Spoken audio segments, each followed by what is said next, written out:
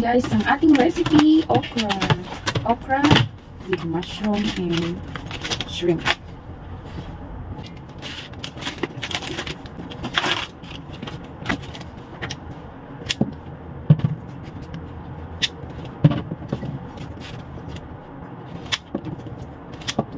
Hello guys, welcome back. Andito ulit ako sa aking kusina. Magluluto tayo ng okra with mushroom.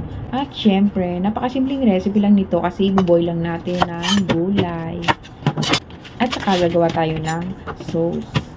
So guys, another idea for you. At talagang napakasarap at healthy pa. Ayan. So ayan, pagkatapos natin mahiwa at mahugasan ng mga vegetables, syempre, yung okra at saka mushroom, pakukuluan lang natin. At syempre, imamarinate natin ang shrimp sa salt and ground pepper.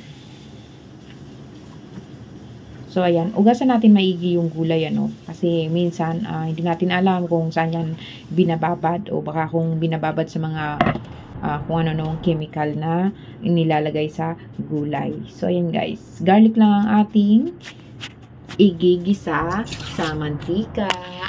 At saka meron tayong cornstarch na pampalapot.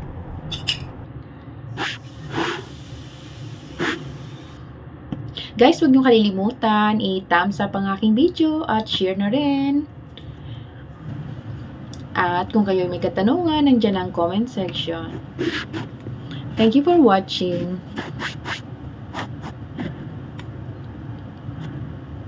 Pakukuluan natin siya hanggang sa maluto. Yung tamang luto lang, So, naglagay ako ng konting salt. Tinakpan ko para mabilis siyang maluto.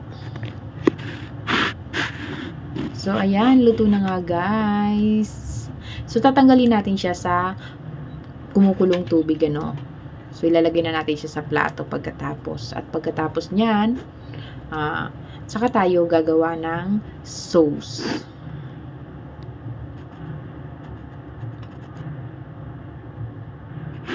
O diba? Ganda ng kulay ng okra.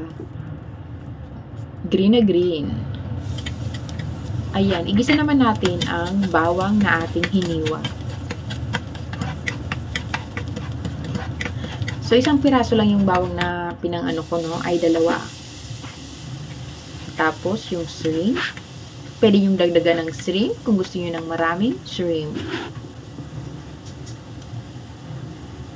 At naglagay tayo ng oyster sauce. Pampalasa. Syempre. So, napakabilis lang nito, guys. Ayan. Lagyan natin ng konting tubig para may sauce yung ating okra.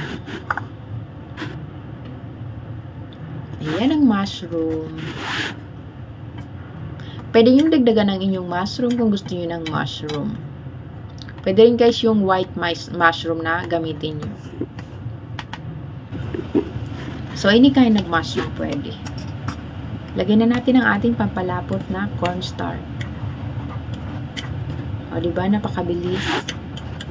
Ayan na. Pag kumulo na yan guys, syempre malapot na, saka natin yan ibuhos sa ating pinakuloang okra or lady's finger. Bye guys! Huwag niyong kalilimutan i-share ang aking recipe. Maraming salamat ulit. Simpleng ulam, but the best sa lasa. Healthy pa.